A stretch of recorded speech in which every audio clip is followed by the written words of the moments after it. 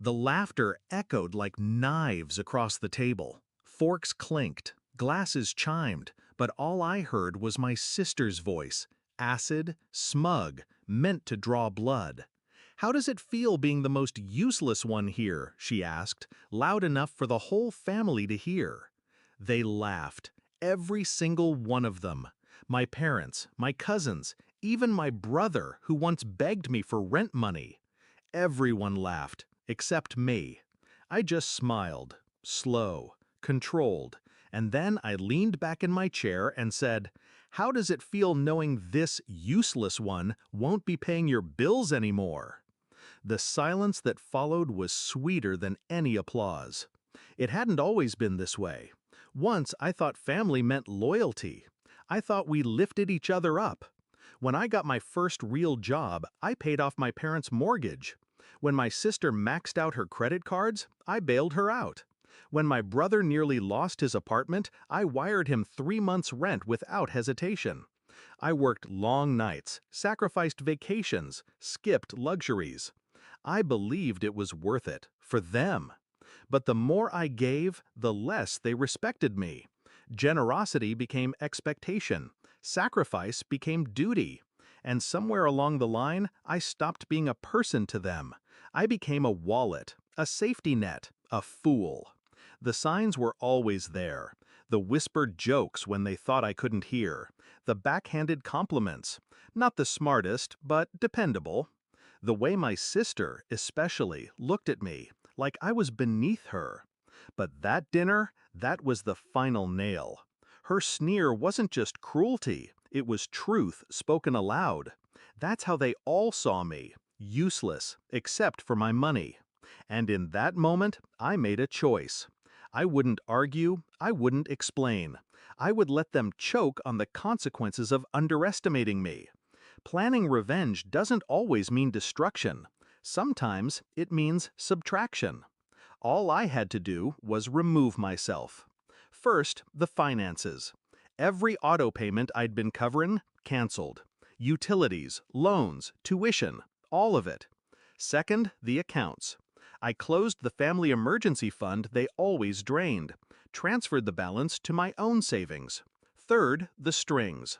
I'd co-signed my sister's car lease. Quietly, I notified the lender I would no longer be responsible. Let her handle the full weight of her lifestyle. I didn't announce any of it. I didn't warn them. I just waited. The fallout began within weeks. My brother called, panicked. His rent overdue, utilities shut off. My mother asked why the mortgage hadn't been paid. My sister screamed when her car was repossessed from the driveway. I listened. I nodded. And I said the same thing each time. "I'm sure you'll figure it out." At first, they thought I was bluffing. Then they realized. The ATM they mocked had shut down. The climax came 2 months later. Another dinner, smaller this time, fewer faces around the table, because shame had a way of keeping people away.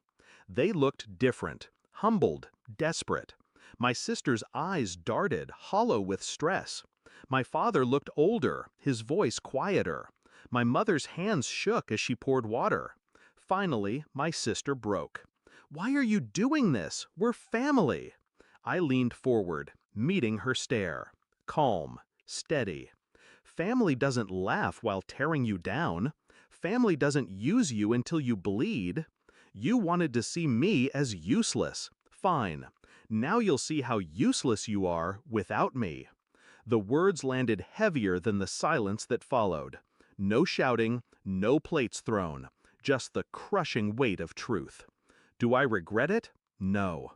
I gave them years of loyalty, sacrificed dreams they'll never know. And for what? A punchline at a dinner table. Now they finally understand. They thought money made me their servant. They thought my silence meant weakness. But silence can be a blade. And I learned how to cut deep without ever raising my voice. They call me cold now, vindictive. But I call it balance. Because the moment my sister sneered, the moment everyone laughed, they signed the contract for their own downfall. All I did was hold them to it. The best revenge isn't giving them pain. It's giving them freedom. The freedom to live exactly as they believe they could, without me. And as I walked away from that dinner, hearing nothing but the sound of my own footsteps, I felt lighter than I had in years. They wanted me useless, so I finally gave them what they wanted, and it destroyed them.